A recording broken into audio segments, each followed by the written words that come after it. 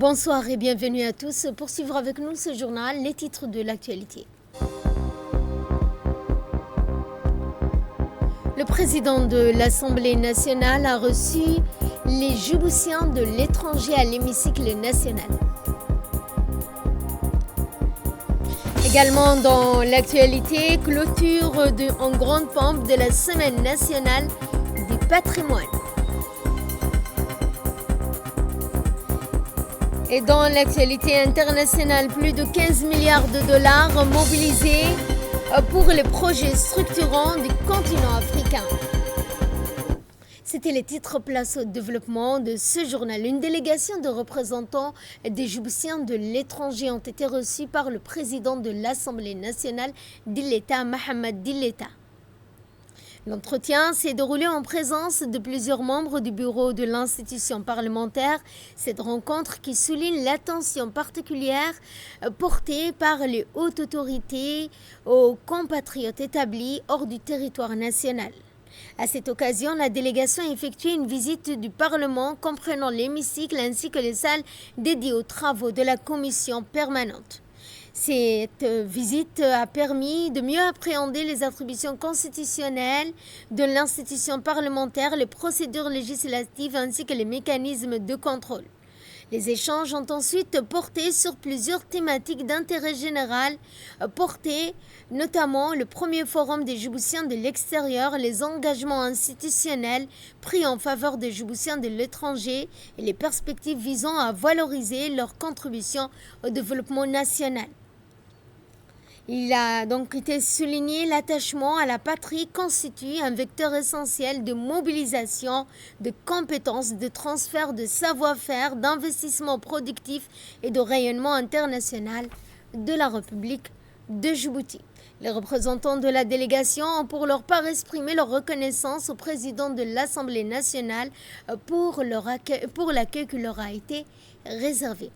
Également dans l'actualité, l'auditorium des Archives nationales a accueilli une cérémonie officielle de clôture de la deuxième édition de la Semaine nationale des patrimoines. Organisée par le ministère de la Jeunesse et de la Culture et son Agence nationale pour la promotion de la culture, l'ANPC, un événement culturel majeur dédié à la valorisation, à la sauvegarde, à la transmission du patrimoine national matériel et immatériel.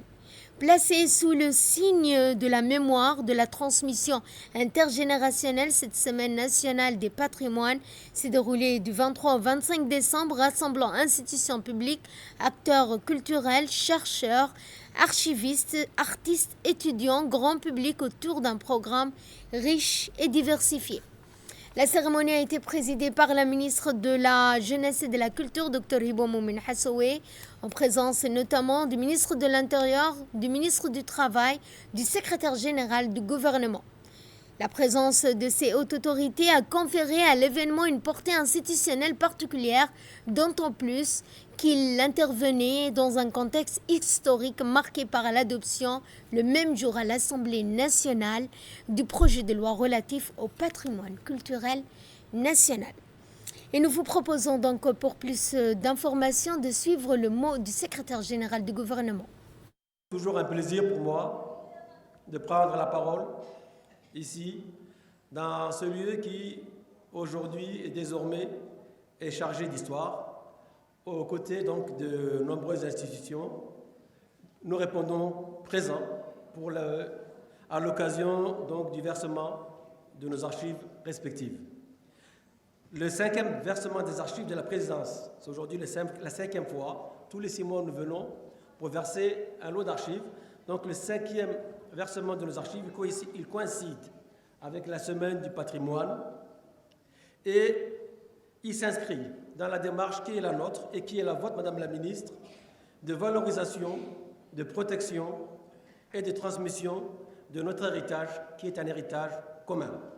À travers donc ce versement des archives, il nous faut nous rappeler que le patrimoine, il ne se limite pas uniquement à des monuments, il ne se limite pas à des sites ou à des traditions, il inclut également les différents documents que nous avons dans nos administrations, les décisions, les correspondances, les actes juridiques qui ont structuré la vie juridique et institutionnelle de notre pays.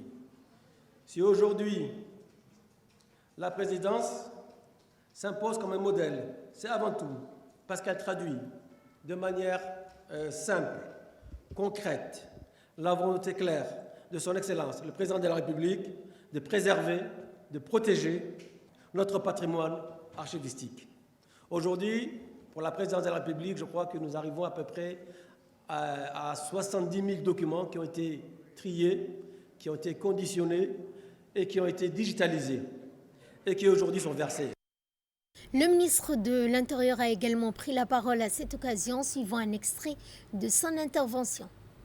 Avec un grand honneur que je prends la parole aujourd'hui à l'occasion de ce moment important consacré au versement des archives publiques à la Bibliothèque nationale.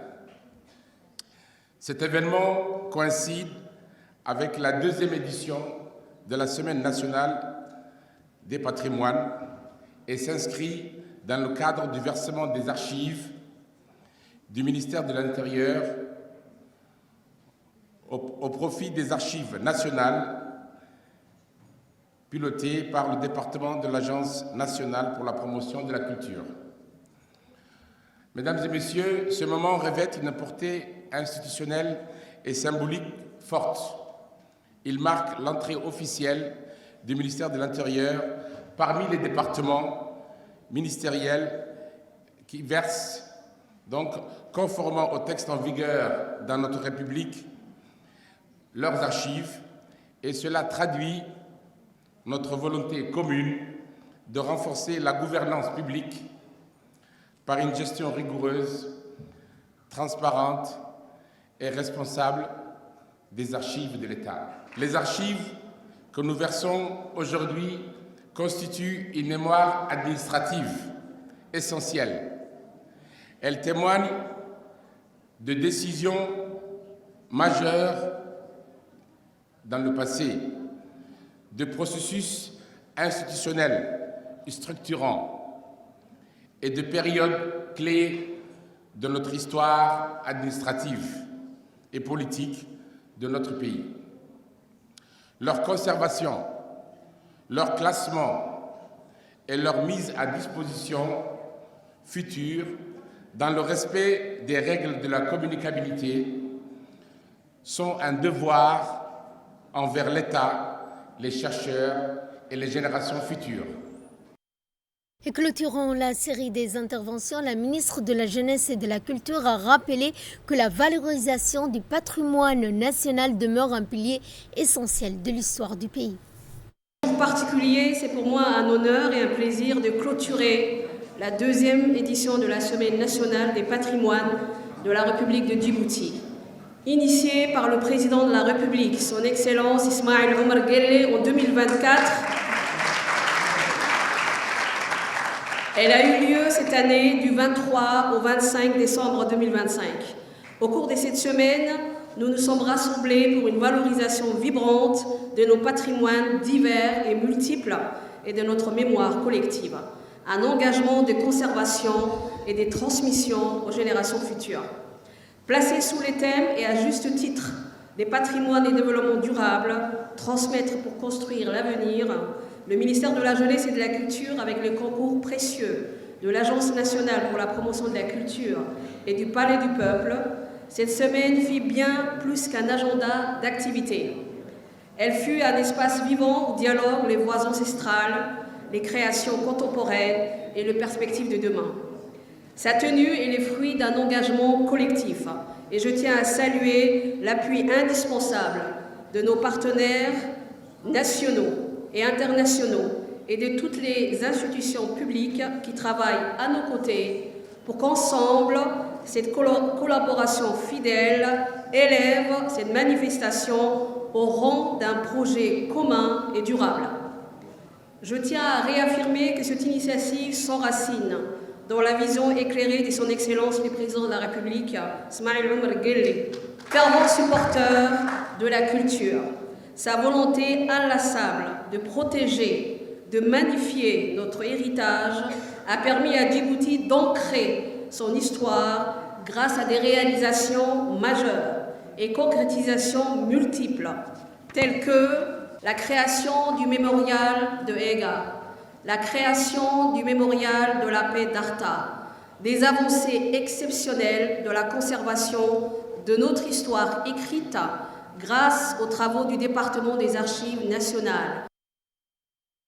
Toujours dans le cadre de la clôture de la Semaine nationale des patrimoines, l'auditorium de la Bibliothèque et des Archives nationales a procédé à une cérémonie officielle marquant le versement de lots d'archives publiques de plusieurs départements ministériels, notamment le ministre de l'Intérieur, celui du Travail, de la Présidence, au département des Archives nationales de l'Agence nationale pour la promotion de la culture.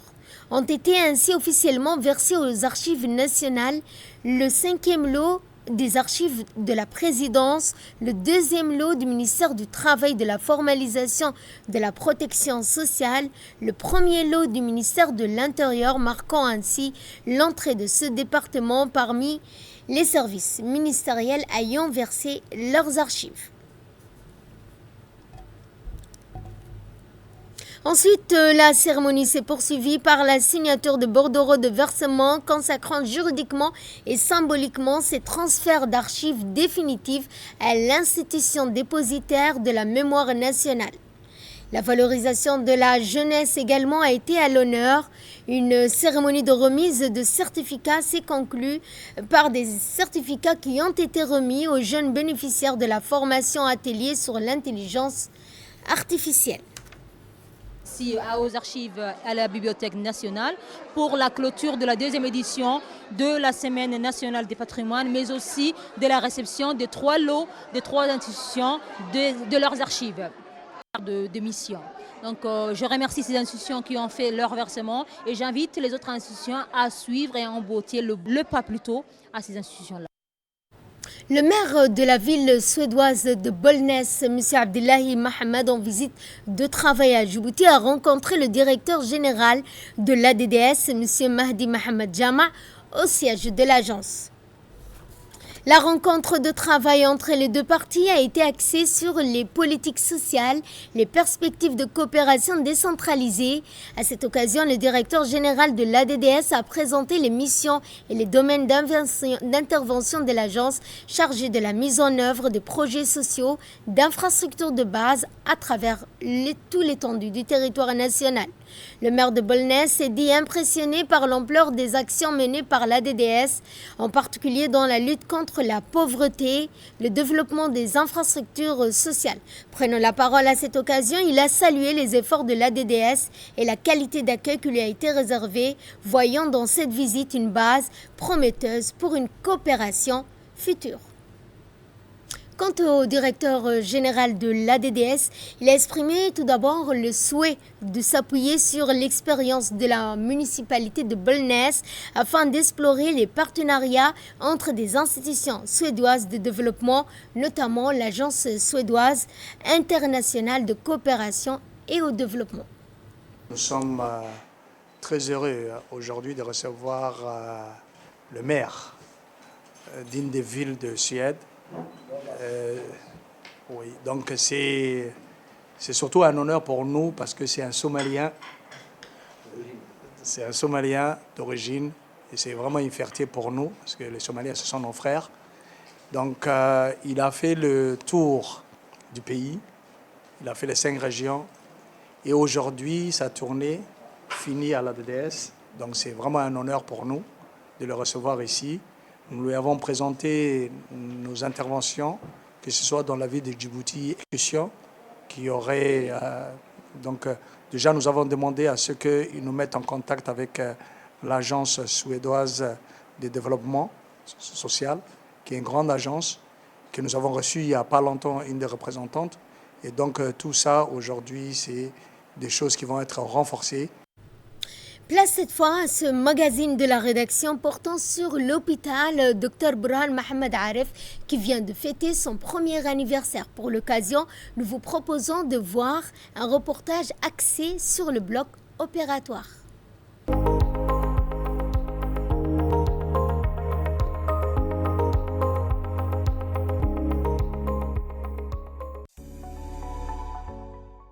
Il y a un an, L'inauguration de l'hôpital régional de Tadjoura marquait un tournant historique pour cette région du nord du pays.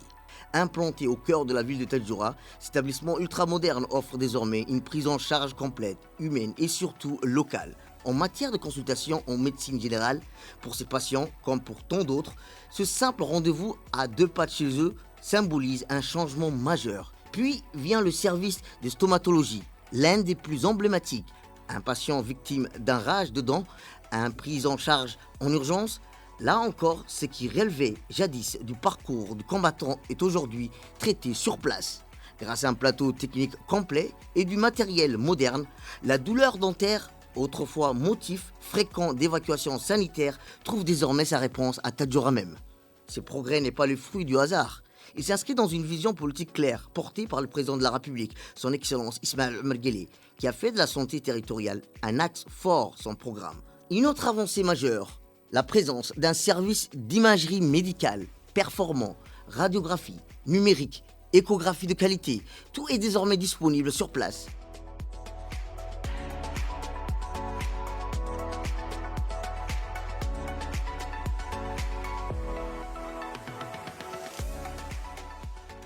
On y reçoit par exemple un examen abdominal. Pour les familles, c'est un stress au moins, un traitement plus rapide et surtout une confiance retrouvée dans le système local. Dans le laboratoire d'analyse médicale, les machines tournent à plein régime. Ici aussi, la modernité est palpable. Pratiquement toutes les analyses sanguines courantes sont effectuées localement, avec fiabilité et rapidité. Fini les échantillons envoyés à Djibouti, fini les délais. Le laboratoire est désormais un pilier central de l'hôpital. Le centre de transfusion mérite aussi une mention particulière. Grâce à la mobilisation des donneurs volontaires, l'établissement peut aujourd'hui assurer les besoins en sang lors de l'intervention chirurgicale, d'accidents ou des situations d'urgence. Une sécurité nouvelle, vitale pour la population.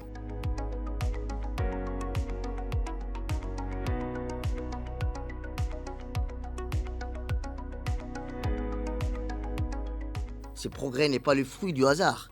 Il s'inscrit dans une vision politique claire, portée par le président de la République, son Excellence Ismaël Omar Guelleh, qui a fait de la santé territoriale un axe fort de son programme. L'hôpital régional de Tadjoura est une traduction concrète de cette ambition. Rapprocher les soins des citoyens, réduire les inégalités et inscrire la médecine dans une logique de proximité. Le ministère de la Santé, sous l'impulsion de cette vision, s'est pleinement engagé dans la mise en œuvre du projet.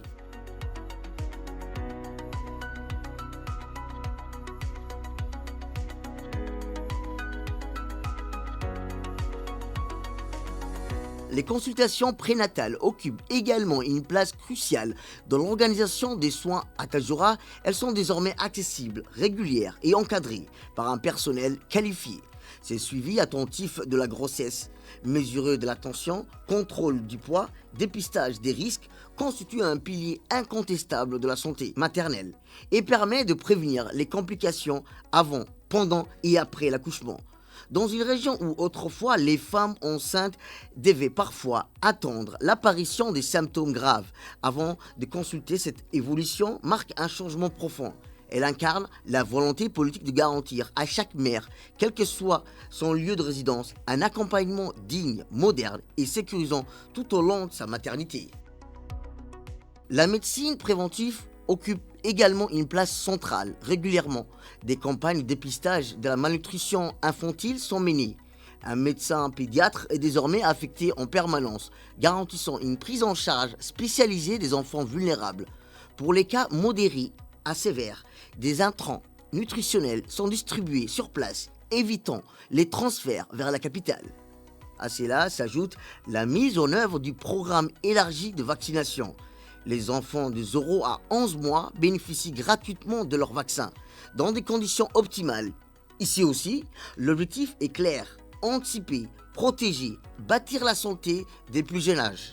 L'hôpital dispose des circuits d'oxygène mural dans chaque chambre, d'une morgue fonctionnelle, d'une architecture pensée pour le confort des patients. 12 mois après son ouverture, l'hôpital régional de Tadjoura est plus qu'un centre de soins, il est devenu un symbole, celui d'une santé équitable, accessible et moderne. Et à l'issue de ce reportage, un an après l'ouverture de l'hôpital, nous avons interviewé le directeur de l'hôpital de Tadjoura, Dr Ibrahim Dimbio. Commencé depuis décembre 2024, en même temps, dès le lendemain de l'ouverture. Et jusqu'à ce jour, les activités continuent. Donc, en termes des statistiques, nous avons les blocs opératoires où la césarienne sont réalisées pratiquement tous les jours. Avant, on était à une césarienne par semaine. Maintenant, nous sommes à pratiquement 2 à 3 césariennes par jour, ce qui est très, très, très énorme pour une région comme Tadjoura. Après, nous avons la chirurgie. La chirurgie, avant, pour tout type de chirurgie, que ce soit les chirurgies mineures, que ce soit pour les péritonites ou autre chose, on était obligé de déplacer, d'envoyer, d'évacuer les patients vers Djibouti. Maintenant, nous pouvons le faire sur place et durant toute l'année, en 2024, à partir de mars, on a réalisé pratiquement une cinquantaine d'opérations de chirurgie ici à Tadjoura. Nous avons aussi les laboratoires où nous réalisons pratiquement les analyses. Quand on regarde les taux de bilan réalisés en 2024 par rapport à 2025, on remarque qu'il y a une augmentation de plus de 180% des bilans réalisés. Cela s'ajoute la pédiatrie, qui est très très important. La gynécologie et la pédiatrie, c'est les socles de la médecine. Avant, on était obligé d'évacuer les enfants vers Djibouti pour toute hospitalisation pour la pédiatrie parce qu'il n'y avait pas de pédiatres sur place. Maintenant, on a 2 pédiatres qui font les consultations. Maintenant, avec l'ouverture du centre de dialyse Saad Omar, que le président a inauguré en août passé, les dialyses sont réalisées ici. Nous avons un médecin néphrologue qui peut faire la dialyse sur place sans problème. Et en même temps, l'avantage qu'on a, c'est que les patients qui ont des soucis, des problèmes cardiologiques ou bien des problèmes diabétiques sont suivis par notre néphrologue qui est un médecin interniste. Donc, de ce côté aussi, les personnes qui ont des pathologies chroniques, comme le diabète, comme les pathologies cardiaques, autre chose, sont suivies ici à Tadjoura sans avoir à se déplacer vers Djibouti. Et tous les bilans sont réalisés ici à Tadjoura. Donc, je tenais à remercier les ministres de la Santé, son Excellence Ahmed Roblé, Dr Ahmed Roblé, pour le soutien de tous les jours, pour les orientations qu'ils nous donnent chaque jour. Et à l'endroit de la population, je voulais juste rappeler que l'hôpital vous appartient, donc il faut venir vous faire consulter, tout en sachant que les soins qui sont réalisés à Djibouti, ici confiés ici, sont les mêmes et que vous avez l'occasion de vous faire soigner à côté de chez vous. Suite à l'incendie survenu dans le quartier T10 de la commune de Balbala, le préfet de Djibouti, accompagné du président de la commune de Balbala, se sont rendus sur le site du sinistre afin de constater de visu l'ampleur du dégât. Cette visite a permis aux responsables de la préfecture, des responsables de la commune d'évaluer les habitations touchées par le sinistre, dont plusieurs ont été entièrement ou partiellement détruites par les flammes, laissant de nombreuses familles dans une situation de grande vulnérabilité. Le préfet et le président de la commune ont échangé directement avec les sinistrés, écoutant leurs doléances et prenant connaissance de leurs besoins les plus urgents. Et de là, nous passons à l'actualité internationale. L'Africa Investment Forum Markets Day 2025 s'est clôturé à Rabat sur les résultats marquants, confirmant ainsi les dynamiques positives de l'investissement en Afrique. Organisé sur 3 jours, l'événement a rassemblé plus de 1800 participants, parmi lesquels les responsables gouvernementaux, des investisseurs internationaux, des institutions financières, des porteurs de projets issus de l'ensemble du continent. À l'issue des travaux, un montant de plus de 15 milliards de dollars a été mobilisé en faveur des projets structurants, illustrant ainsi la capacité du forum à transformer les opportunités en engagements concrets. Et c'est ainsi que se referme ce journal. Merci à vous de nous avoir suivis. Excellente soirée à toutes et à tous.